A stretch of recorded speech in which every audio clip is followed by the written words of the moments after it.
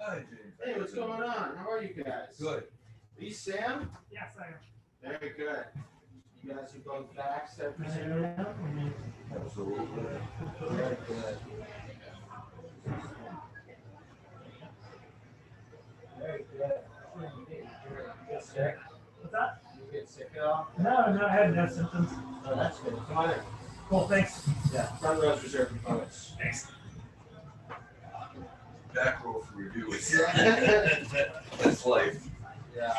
Fortunately, we do require masks. I got an extra one for you. No, that's all right. I think Just ask for City of Cambridge. Okay. Yeah. Well, actually, if you have one. Yeah, I do. Let's see. We got options. We got the super good ones. And we got the okay ones. And which one do you want? The okay ones. Okay. Yeah, I think you can read that. Yeah, that's why I don't like this one too much Yeah. over a long period of time.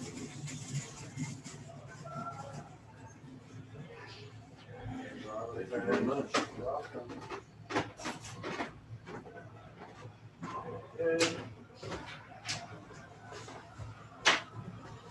So I'm pretty stoked for this reading. Yeah, I'm excited to be here. It's nice to meet you.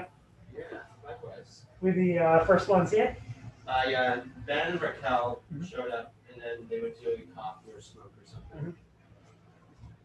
I'm trying to figure out the logistics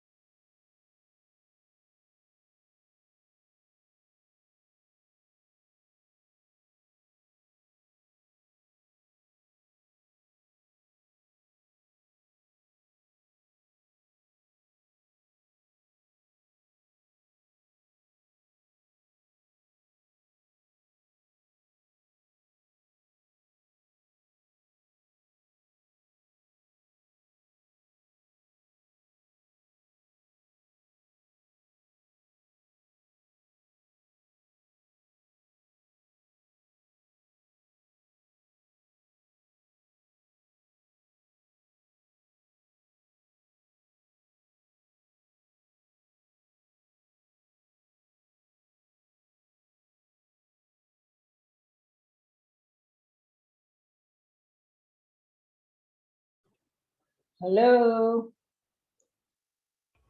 Elizabeth, how are you? Good. How are you? Good, we missed you here. Why aren't you here? I don't know. I didn't make it. That's okay. How does it look? Does it look okay on the video? Yeah, I can't see much. Yeah, not yet. We're over to the side until we start, then we're gonna move it over. Is people coming in? Yep. Hi. Blake and Sam here are two of the readers. You're Blake, right? Yes. And then we have Dennis back here. We have Bella. Hey, Elizabeth. Hello. Hey. What's your name? I'm Justin. Justin. So you're one of the readers. Say again? You're one of the readers. Yeah, right? yeah. And you're vaccinated? Yep, I got my thing. Very good. Which one do you get? I got them very much. Nice to meet you. Hey, sir. See ya. How are you? There we go.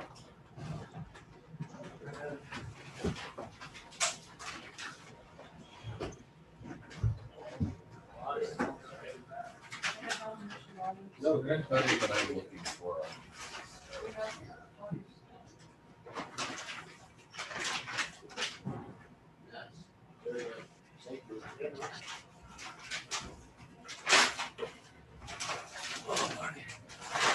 So that's at 8 minutes. What?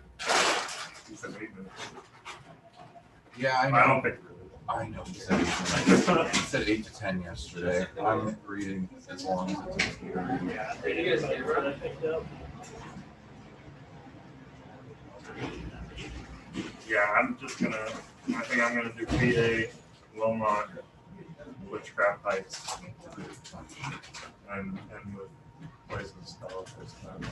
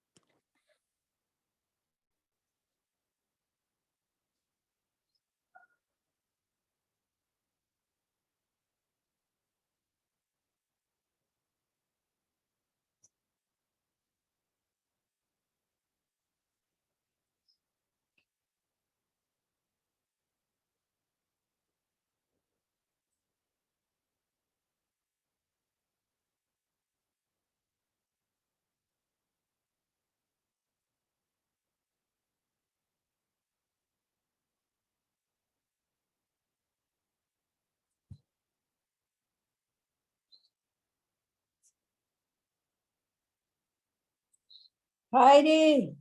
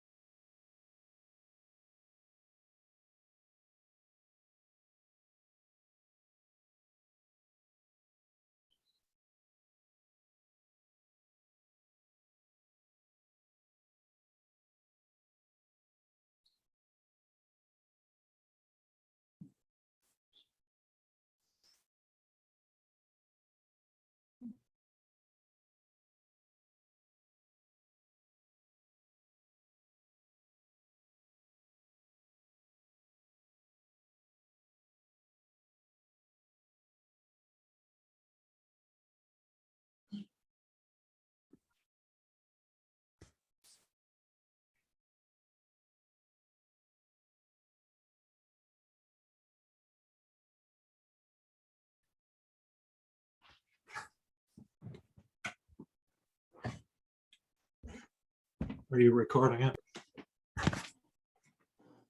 Are you recording it? Do you intend to record it?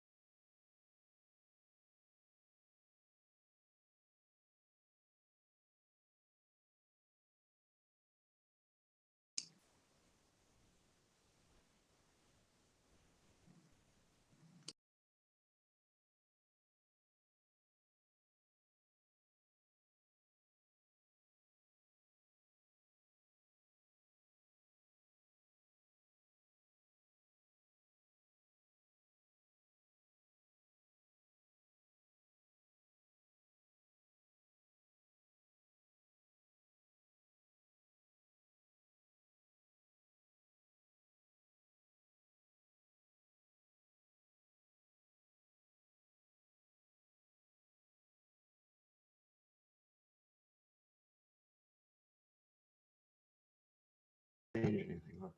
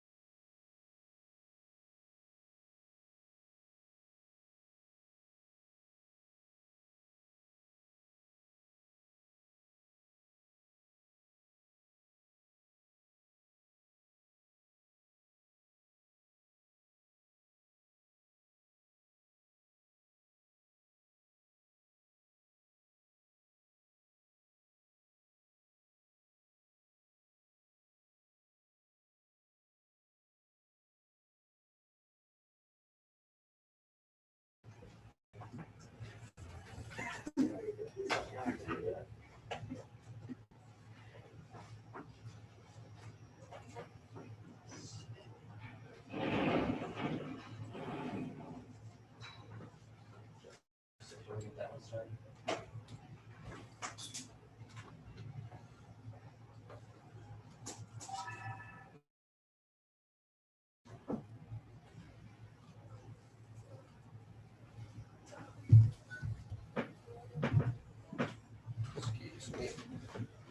So hello, everybody.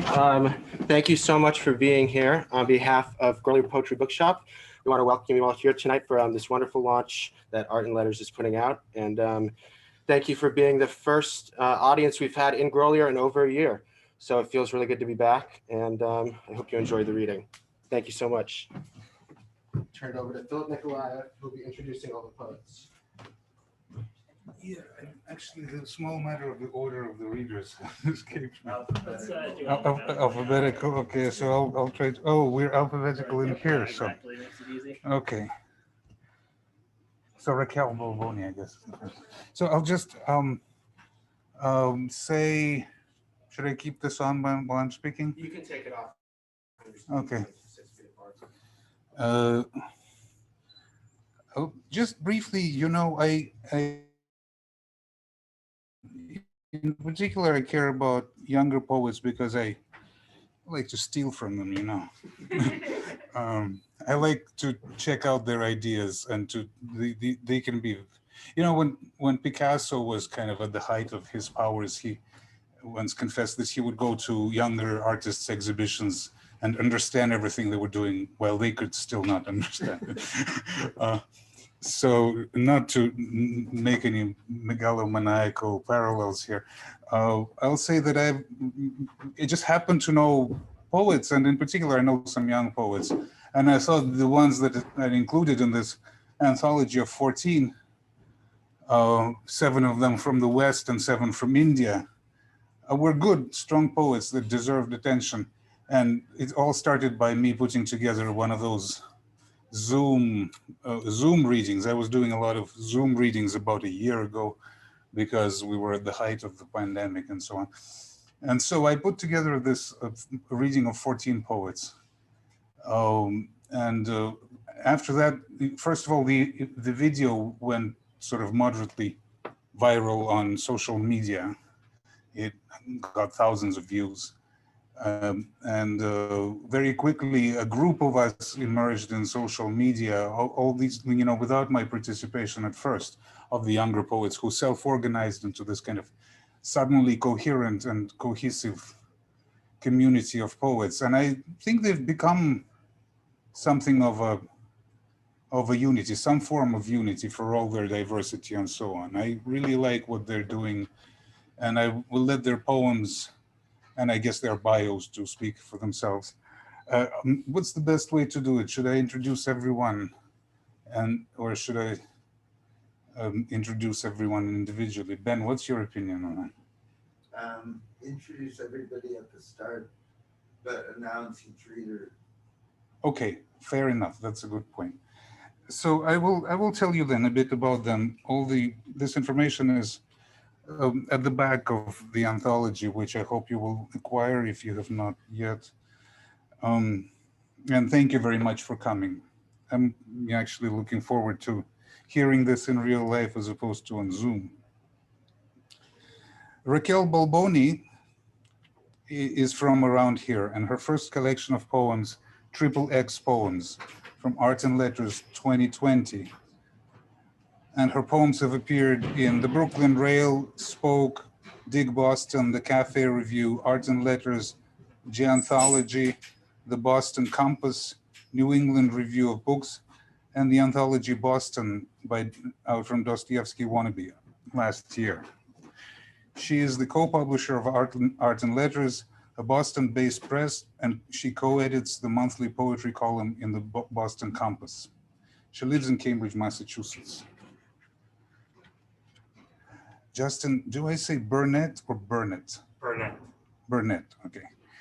Justin Burnett is a poet and visual artist from Marblehead, Massachusetts. Blake Campbell has had writing that has appeared in or is forthcoming in Painted Bride Quarterly, The Dark Horse, the Worcester Review, Measure Review, Lambda Literary, and Fulcrum. a Pushcart Prize nominee. He's the recipient of the 2015 Aliki Perroti and Seth Frank Most Promising Young Poet Award from the Academy of American Poets, and a 2020 Emerging Artist Award from the St. Botolph Club Foundation. He lives in Salem, Massachusetts. Emily Gretchowski, do you say it with a ch or a sh? Grochowski, gotcha, thank you. Emily Grochowski, thank you, is an experimental poet receiving her bachelor's, well, I think you've received your bachelor's degree pretty well by now, okay. She has received her bachelor's degree in creative writing from Emerson College in December 2020, and her poetry has been published in Dead River Review and La Guagua Poetry Anthology, Celebration and Confrontation. Oh, is Paul here? Oh, I'm sorry, I didn't see you. So nice to see you, man. It's been too long. In these masks, you know, you can't tell me. Paul Rowe lives on the North Shore of Massachusetts and works at Endicott College, Merrimack College, and Jabberwocky Bookshop. His work is featured in Literary Imagination, Moonchild Magazine, Minor Literature's 3 a.m. magazine, Hog and Whippoorwill, and Hog and Whippoorwill. Paul is editor of the anthology Boston, published by Dostoevsky Wannabe.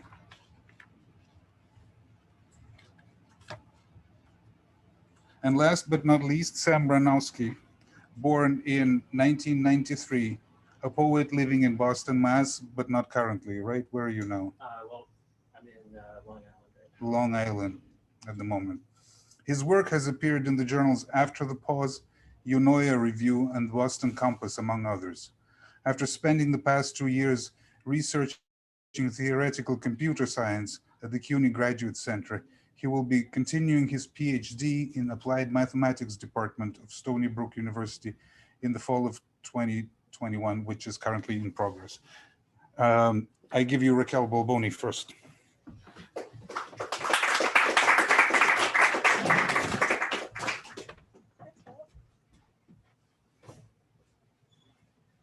All right, hey everybody. Who's there? Alrighty. I don't think I'm gonna read all of the poems I have in the anthology, but I think I'll read at least 4 that are in here. Let's see. All right. In my dopamine castle, all is well in my dopamine shell. All is fine in the nightmare hours, when the head, I think, shrinks, when the sour heart powers on. Thinking shrills the landing, the false start, the car won't start, on the cold morning. I take my shoes to work. My body, the wild, wild west.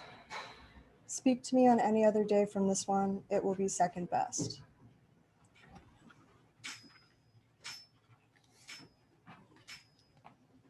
All this shit in a box, a life of senses rearranged and touching each other for the first time. Love from the first time, my mind a gentle serpentine, my knees greasy buckles, my edge a lively sword, black and blue, a truth I'm still looking for, in a life unreliable, goofy, fearless, and unforgiving, but that is undeniable.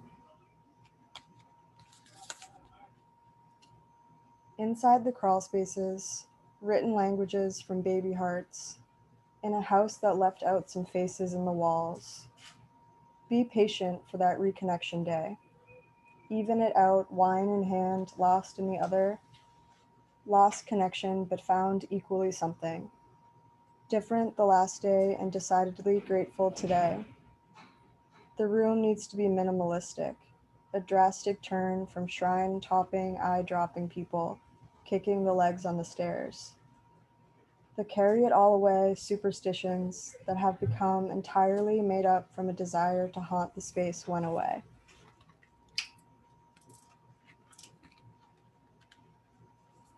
Passenger. Behind the sighing dog in the corner, like a yin-yang sign in the pupils of high-drawn eyes, hissing on the fence between glitches of time, flinching at knuckles drawn back with claws. The future takes no time to reach out. Hard to embrace, hard to take the scenic way, when the rivers are homes of drowning bodies, and the cliffs have felt the shadows of falling. The Cadillac Mountain curves all the way around, in a red cartoon portraiture of midnight young, adventuring and playing dead under the bridge. The midnight eyes found you, darling, crouching like a bug. In the triangular shadow of highbrow and low down, you were there somewhere in between the miscellany of being, dragging on and never taking the scenic way. And I can never forgive you for doing that to me.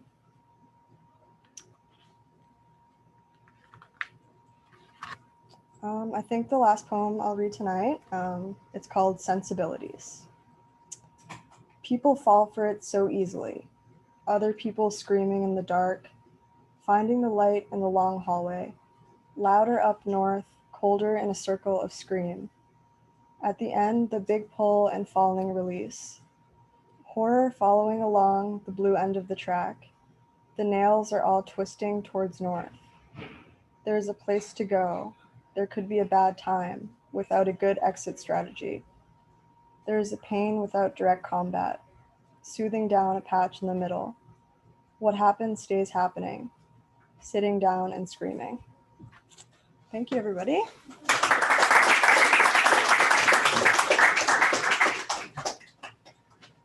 Our next reader is Justin Burnett of Marblehead.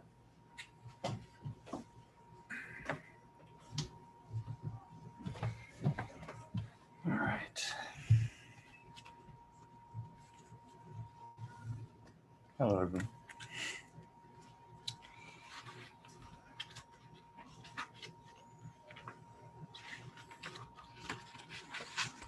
PA.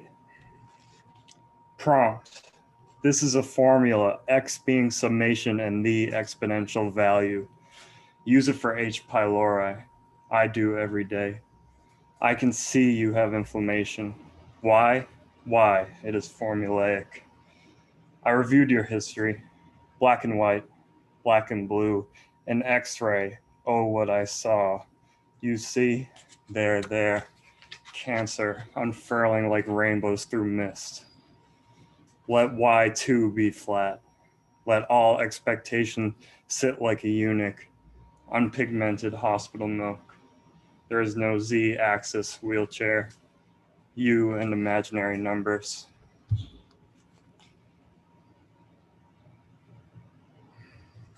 This poem's called Wilmot. She was flowered, drenched in water, and laughed at and left to die. She could not climb out of the hole. The pace sat on her like the weight of her father when she told him what she was, brimming like the threat of real stones. She attempted to sift the grains of herself through the barrier, which was herself. Let them disperse into void and be brought back to set foot on Gallows Hill. Then let me work. Try though she did, she could not do this. She had not the strength to wrench being right now. She felt infantile, bare, intolerably, a fawn unsticking herself from the excessive womb. She screamed at every tug, it was fruitless. She screamed at the boys who would come back and throw bloody rocks. She screamed, could she get her hands on them and shred? And then the stone began to mutter, to convey northeast wind. The hole was not so deep that it was dark all around. The air held some light. She slowed, breaking into herself a bit more. She clenched her nails into her arms, squatted and rocked, reddening the flower, looking up at the joists. There were 5 column-wise to Wilmot, and the roof was thatch.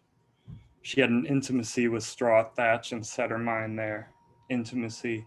Oh, how it thumped and stuck in my back. 1 or 2 admirers, a mess, a searing elation.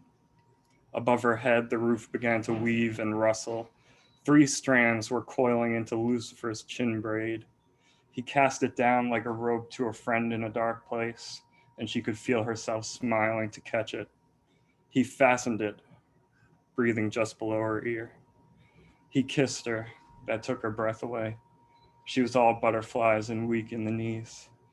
But as she was strung up, she whispered in his ear what she would do for him. Your prayer and your devotion, he said, are granted even as you whispered it to me. And she was gently footed in the barn. She stood for a minute and walked to the open door. And this is a long poem from the book called Witchcraft Heights. It's about this kind of suburban area of Salem. And I found myself there a lot during the pandemic. Just kind of a little scraggly second growth wasteland. Witchcraft Heights. It was because of the way I saw the world that they hated me. They could not have been any clearer upon this point. Heretic, believer, conservative, liberal to a fault.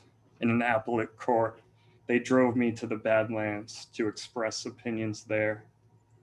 The road had been cut by one slicer, birches and invasive altissima, hewn and halved, blackened as the blade was hot. I hoofed it up tonnages of gravel through clouds of bugs to the water tower. Leashless dogs and maskless people with kids came out of cleavages which led nowhere but to groups of birches like candlesticks with tiny scars, and their vestal tenders so tired from worshiping they were all in sleeping bags.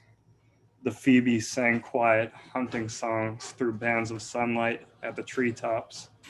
I thought a prayer and retraced my steps. Farther up the hill under the power lines are these telekinetically carnivorous plants, which must grow favorably in the heats cast up by the gravel. They look only a little otherworldly, from Arizona, say, spiked pods opening fast as the sun going down. Only the top two bloom in yellow. What they do is catch butterflies by the proboscis when they come for nectar, then sear the souls out of them, growing new pods with each one they divest. Husks still hang from a few. Being almost weightless, their dance is erratic in the wind.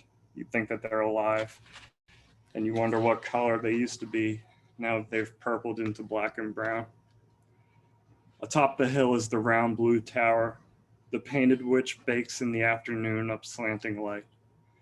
And there are other paths with greater congregations at rest, out of the wind, amid the tall grass under the scraggle trees. Only a shopping bag rustled lightly as I checked in on them like a benevolent fawn, though I couldn't help if they needed me. Nobody talks. The dog walkers, lawbreakers come and go. The sleeping bags never move. I hear the wild goose constantly announce its migration. Christ couldn't lay his head anywhere, and I have no place to sleep.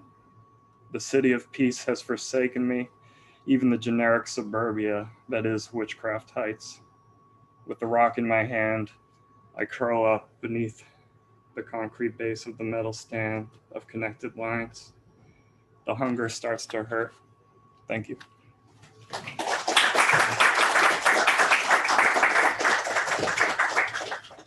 Next comes Blake Campbell. He hails from Salem, Mass.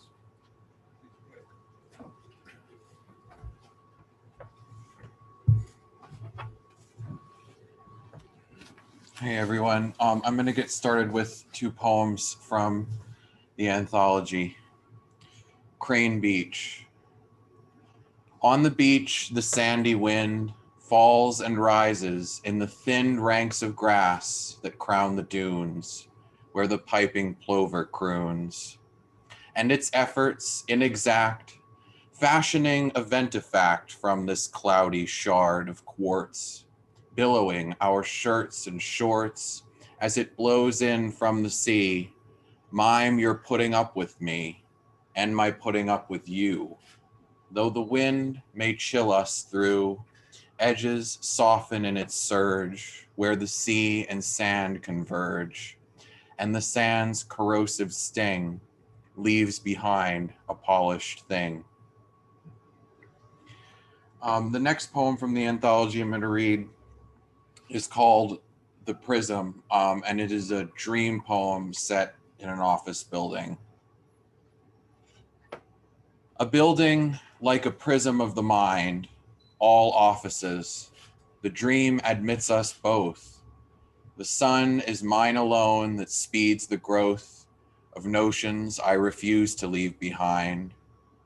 Glass entrances, glass exits, double takes and sneers alike reflected on display. The lobby's love seats all upholstered gray and thriving potted plants that look like fakes. You sit but fidget, glancing at a glass revolving door that seems to never stop when business women spin it like a top and spin the sunlight with it as they pass. Content to take things slow, we do not touch.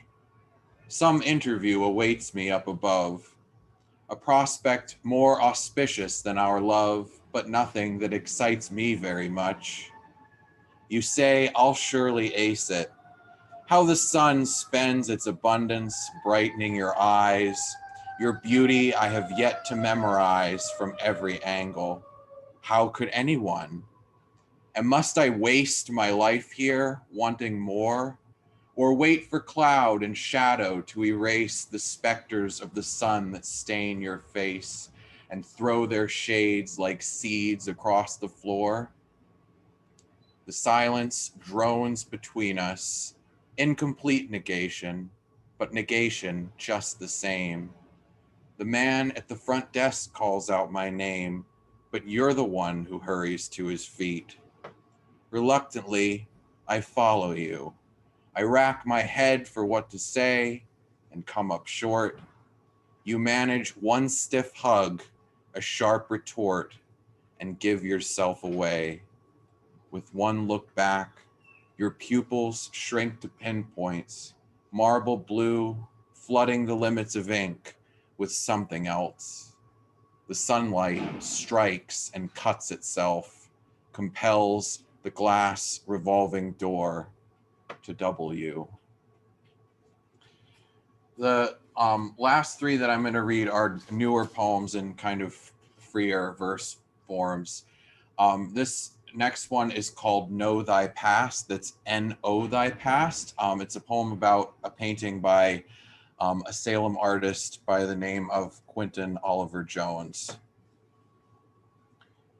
Know thy past. Here is a house, or is it the barn you were born in?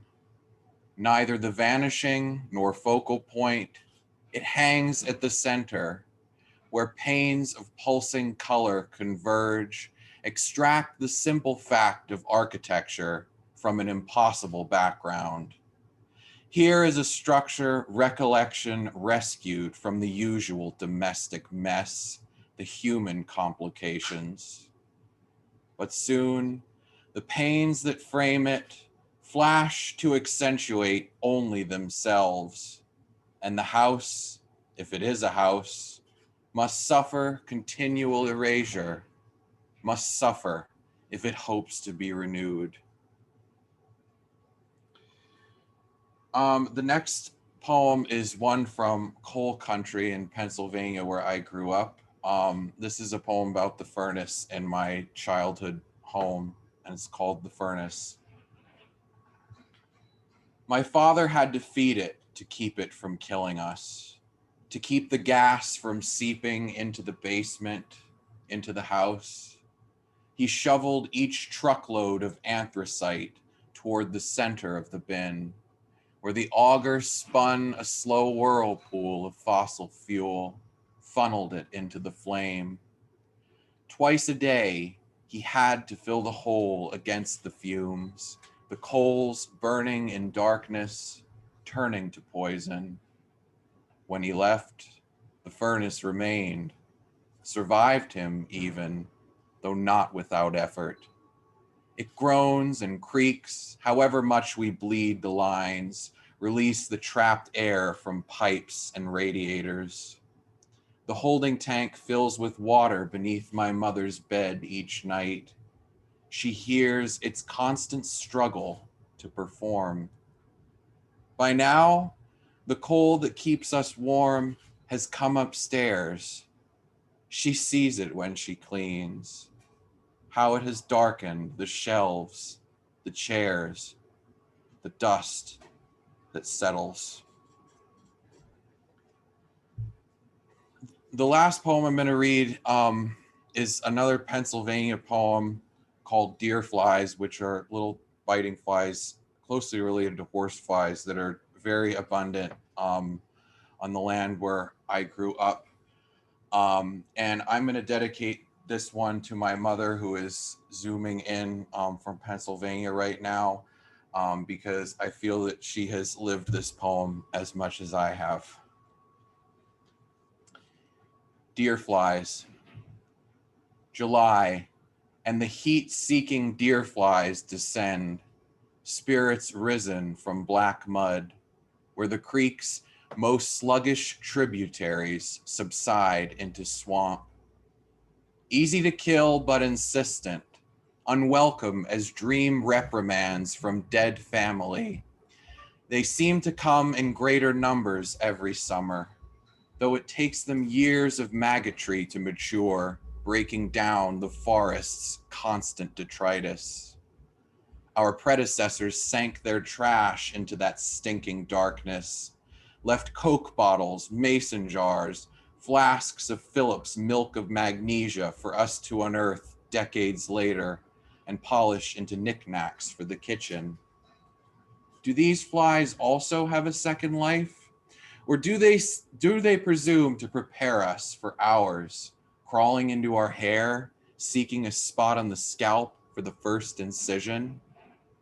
I anoint myself with poison to keep them at bay, but they buzz at my ears, testing the chemical fence between us. They cling like diadems to the graying faces of the dogs, like buttons to our sweating chests, their mandibles a handmaid's pins, piercing our skin on purpose. They are dressing us up. They cannot let us pass unbitten through their grove of rhododendrons. Those who survive the swatting depart, taking a bit of us with them, mixing our blood in their bellies to feed the generations still to come. Thank you, everyone.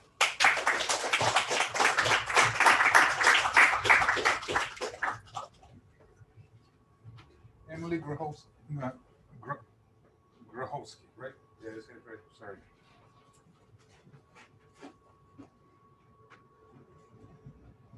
Welcome.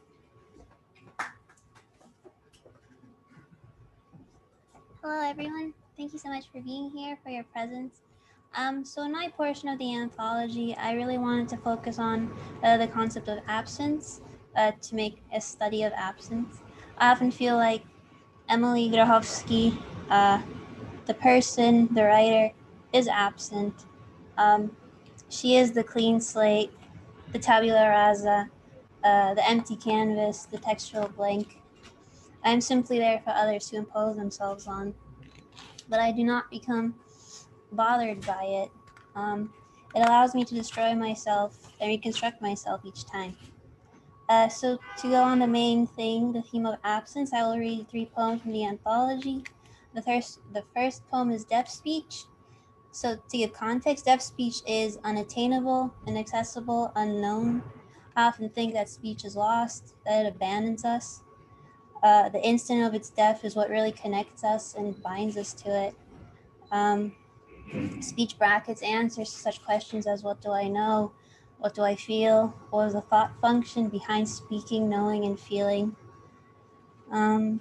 Speech doesn't give it a name. It condemns us to silence. So deaf speech. A passive silence, an active silence sometimes are the same, indistinguishable in one, lost through the labyrinth of Schweigen for too long. Silence passes through, in along to with ravages of blood. Passive and active, active and passive active blurs, all silences, even is equal, a passing and acting, just artful and hearing of deaf speech lost, always unchanged. So the next poem I will read is called Universal Language. So this poem concerns silence, which is the only constant in my life. When it gets to the point of absolute silence, I know that nothing can be done, that it's all over. Just as many use music, art, love, distraction. To escape, I use silence to forget. It is the universal language. So this poem is constructed in the way of a mathematical proof. It is an argument. It is an argument for silence. It is an argument from silence. Universal language. If I submit myself to silence, the null element of all spoken languages concerning the world, and silence belongs to a subset of those languages, then I know every language of the world. The proof for this can be shown through the following. X is silence, a language subset. Y is a specific language. U is the universal set of all languages. So the proof, X equals null, the nihilistic value. X is the element of Y is the element of U.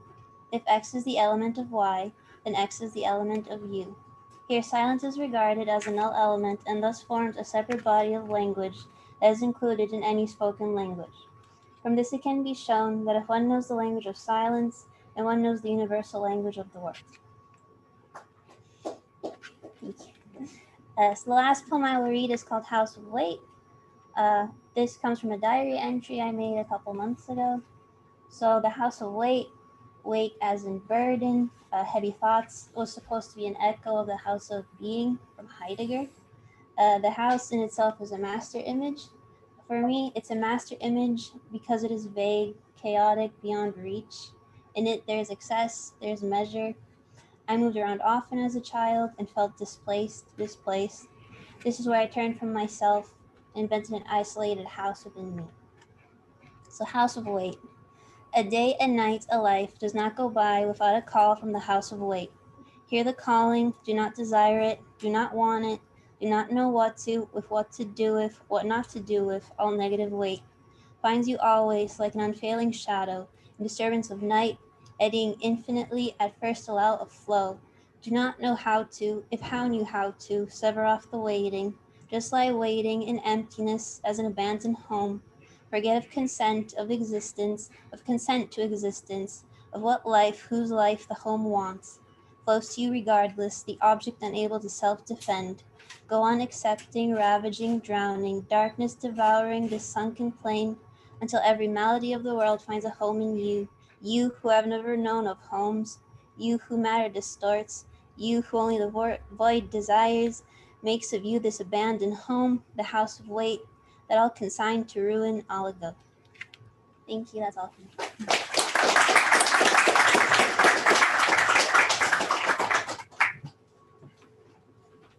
Next comes Paul Rowe, whom I'm very glad to see after some years. Good to see you.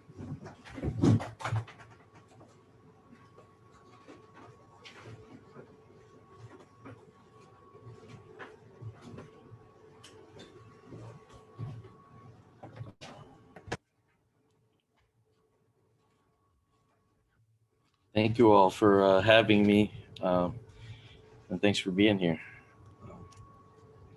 So I'm actually going to read my poems from the anthology. I think I'll read them backwards because, fun fact, that's the way that they were written, in that order. So I'll read them that way. The Fates.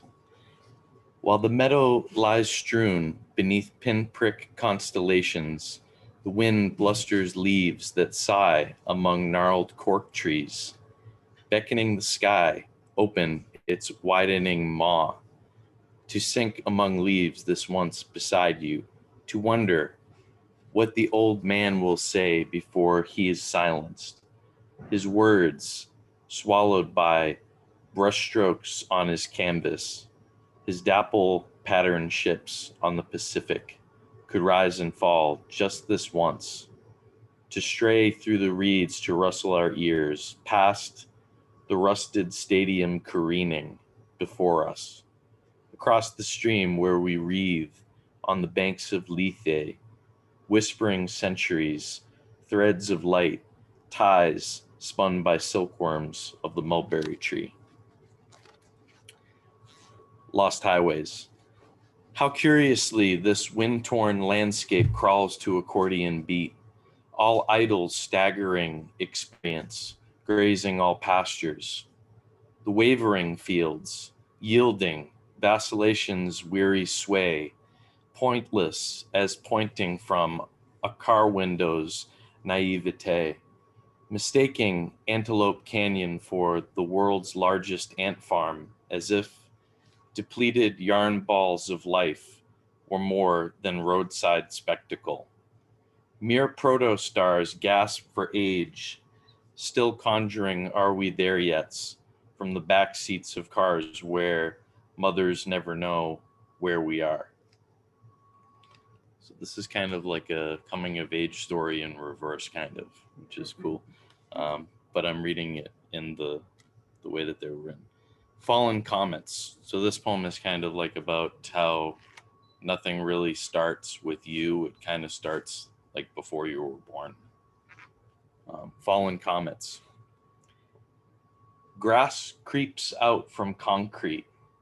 My grandfather with pipe in hand. Cassie there in the yard in stark mimicry of his contrapposto. Fallen comet among broken bottles. Clattering of hail on a trailer. Pile of tarnished basement vinyl. Eddie Cochran, Dwayne Eddy. Some neglected Polaroids. Crouching epiphanies of devastated neighborhoods. How old are you? 32. I had to think about it for a sec. That shouldn't be that hard. The name on the letter, Eurydice. This poem actually has to do, it's actually the only poem in here that's like not from my perspective. It's written from the perspective of somebody else. In my restless dreams, I see the town, sliver of a chance to make it right, fulfill broken promises. Town with the special place I hold beneath clouded eyes. Town that holds the dead in like the last word withheld. So much left to say. Eurydice, rising in dreams, waiting on the silent shore. If a dead person can't write a letter, why write back? Lost, looking for the town, how many roads like this must I walk in the fog? In this restless dream, a hotel looms on the lake. I wonder if it's still there. You look like her a bit. I loved her. In my restless dreams, we stand on the bridge and make a stand against the mirror below, holding secrets of an urn awaiting tears, of a silent town awaiting your voice, of reflections that fake life in dream. Caldera. Pale light surges from the horizon line. Its glimmer ripples the water's edge in strands.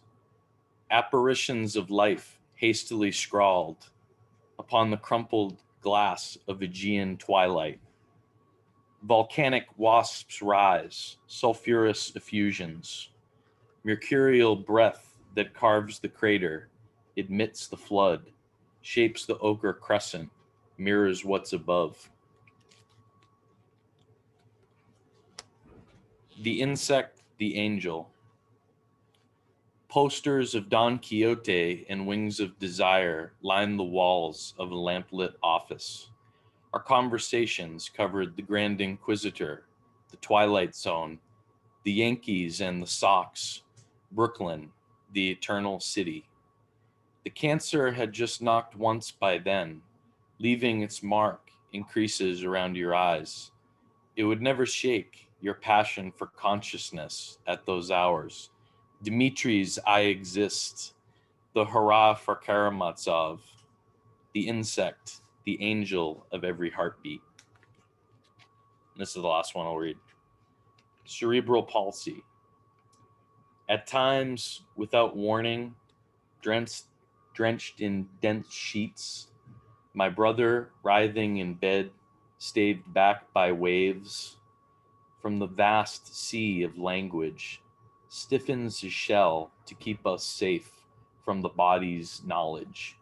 We wait for the voice from the sea to call forth, the light from a tower to lead him back out. Yet waves push him back to this shore, this body, this beach, this shell. The reef without language pulls us in, binds us together in blinding night. Thank you.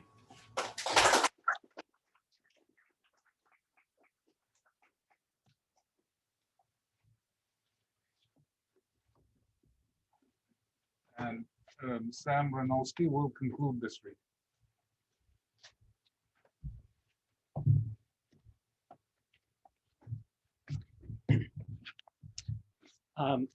Thank you to the Grolier for having us here tonight. It's really great to be part of the first in-person reading since the pandemic here. And thank you all for coming. I'm going to read 3 poems. One of the 3 is from the anthology, and the first 2 will be other things that I've written that are not affiliated with it. The first poem is called Let Us Assume, and this is one that I wrote during the pandemic. Let us assume the size of birds, the shadows they have cast, who haul the north with them across the continent, and wings that cover up the sky like dreams of airplanes, coughing over ancient battlefields. The unknown dead extended into crevices, with ice pick bones still tearing from the sleeves of cotton working shirts. Suppose the roads have all been bled, and you and I can thread ourselves through arteries of pulsing traffic lights in solitude. That bloodless atria of concert halls and stadiums collapse beneath the desolating surge of turbine fans. And everywhere there is no night, except the steady wail of air raid horns crying over photographs of rebar steel still twitching in the open belly of a pale Leviathan.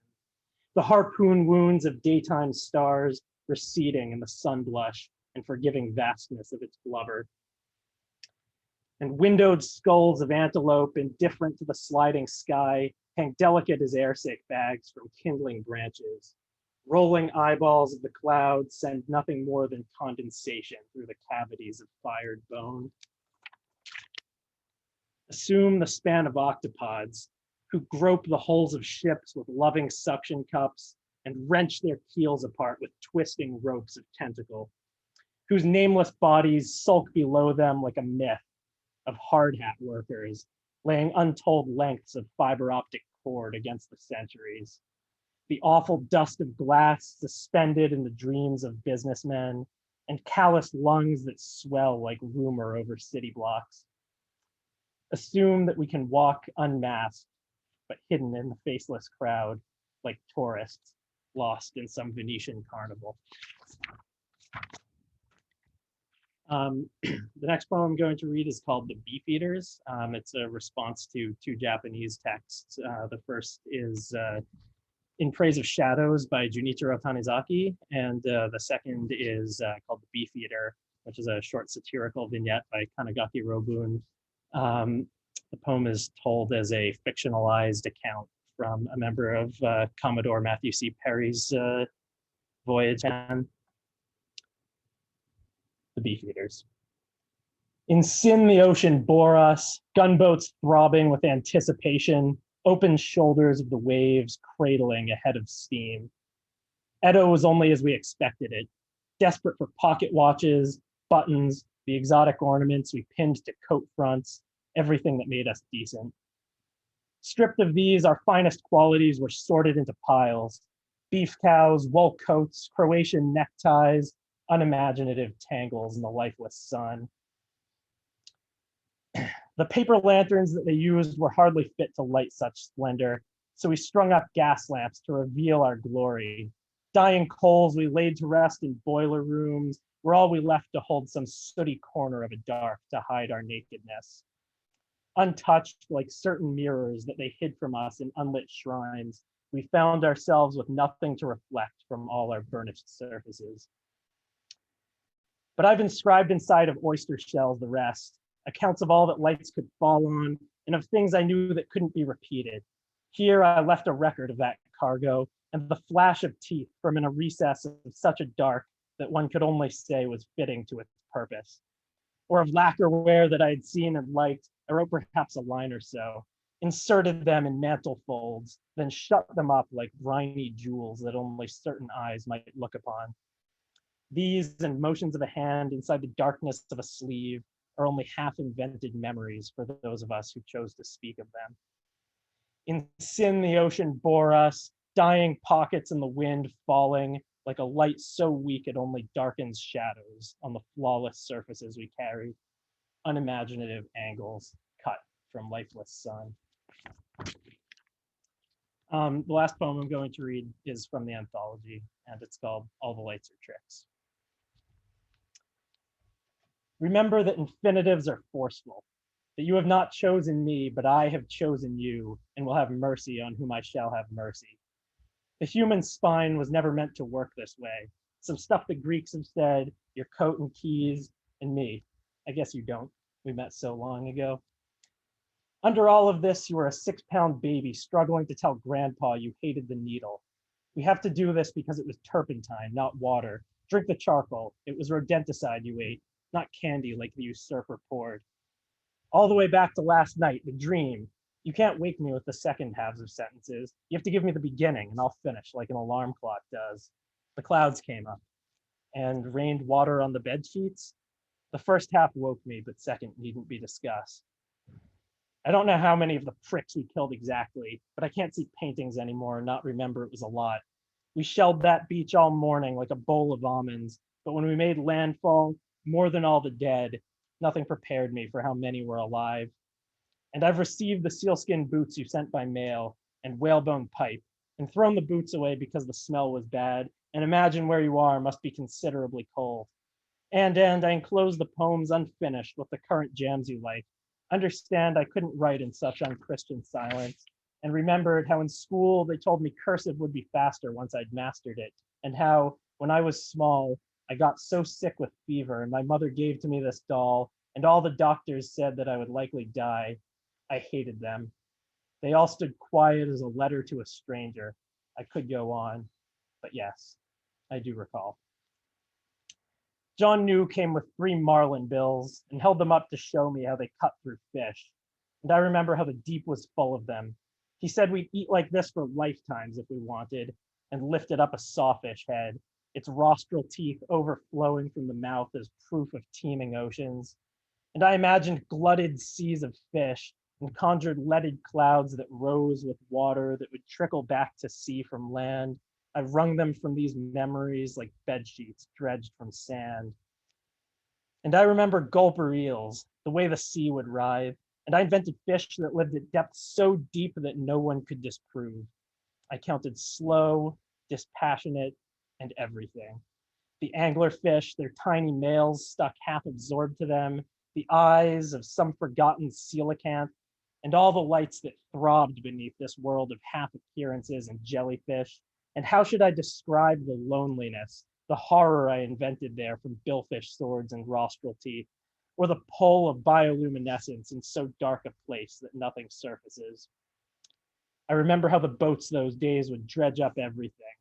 We watched them quiet from the docks, the men who skulked about with wicker baskets full of halibut and cusk. They traded wordlessly in gutted stares and paper bills, and we invented stories from their lives. And I was told that father kept the magnet in his desk in case a patient came with shrapnel in his eyes, as sometimes happened to the men who stumbled from the boats. He plucked the metal out, my mother said, just like the second halves of sentences. A power pulled the fragments up, inevitable, magnetic, and the clouds would rise. I haven't used the iris scissors, hemostats, or scalpel blades, but keep them here as my inheritance and sterilized. The balloons we sent up to the stratosphere with ballast bags collapsed like jellyfish beneath the weight of centuries. And now I work computers, trace trajectories of satellites across the surfaces of monitors, and know how everything will end up orbiting to maybe 20,000 iterations. And there were times I felt so sick of it, I dreamed of paper maps and compasses, the unknown edges of a world so crudely drawn, they disobeyed my perfect calculus and ripped apart the oceans, split at continents. At times, I felt so sick I rolled through white-hot images of maggot legs and dreamt about an ivory ball. The dreams, the pull, the second halves of sentences, and everything came spilling out of me to fill the universe. We understand the need for unknown quantities and wonder, things like How am I to make things up when I have heard how they began? The clouds came up. It ran, it ran, it ran. White caps gnashed the bones of Labrador, and I, Ishmael, was among that crew that took oaths of violence and revenge, took amphetamines to stay awake, and swore at nothingness and God past 3 a.m. And I remember frozen nights of telegrams, the way our iron tub would heel among the waves, the lash of solar wind against the night, and how the constellations blinked like glassy eyes from yawning crevices. At port, we'd trade our cigarettes for warmer clothes and make up stories of a pitch and churning sea. And sometimes, after breakfast, Walt would come to me and say, how sweet to be alive and get to sleep, or to stare at open ocean from the decks of ships. And I have known the longing for the total dark that swims at depths that can't be reached by rigid things, have felt the brush of sliding forms that feel no need to choose a shape, and envied them for this.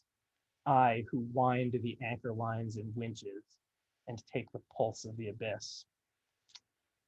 Charlie, I've got dying eyes and broken teeth. I haven't anything to be excited for, but here, she tapped her head. I still have all of it as clear as childhood, and fell back thinking to the bed. She'd ask if I remembered things, the songs we sang, the sprig of pine I used to wave, or how the soldiers stank of wine and pickled beets. She'd ball the sheets and mutter how, outside of Ungvar, mother hid us in the leaves. She told me not to move, and Elsie'd stroke my hair and pet my head and tell me how Siberiaki drank their tea through sugar cubes they held between their teeth. I wrote a poem about it once, but everything I tried to say was incomplete. And I remember how they stared at me. When I was small, I got so sick with fever that I nearly died. But never mind, I won't repeat that story anymore. And now she doesn't recognize the words she wrote. I read from them. It's nice, she said, that someone thought so much like me, and fell back smiling on the bed. This is how they do not sing. The men who lean their backs on trees, the cut of shovels and the bark of birds, nailed rigid to my ears, the cold, the dirt heaped over her, and all the lights that hummed beneath a world of half-remembered images that split apart in dreams. And I remember bits of cowrie shells and candies in a crystal jar, the blink of echoed names, repeated words, and fragments of a universe I swallowed back to buzzing frequencies and emptiness. She promised, this will be the way you do not speak, all those of you who've seen the knowing lights of jellyfish and dream forgetful darks of gulper eels, who grind the shovel blades and wait and churn the patient ground. Thank you.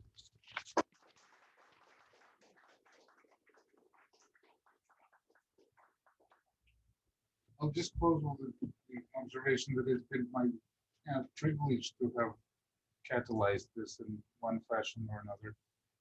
And my thanks to the Grolier Poetry Bookshop, which has been our local poetry miracle for a very long time now. Please support it. Thank you.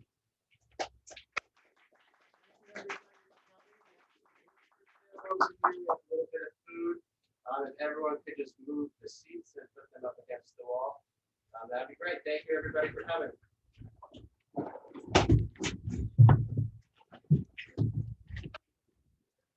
You guys have got great elocution, you know. Everybody, all of you are such great readers. It's amazing.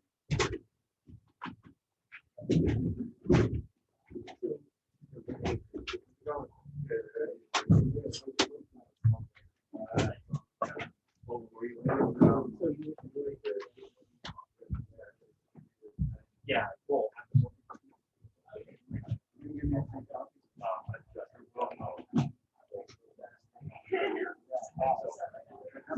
Oh, I mean,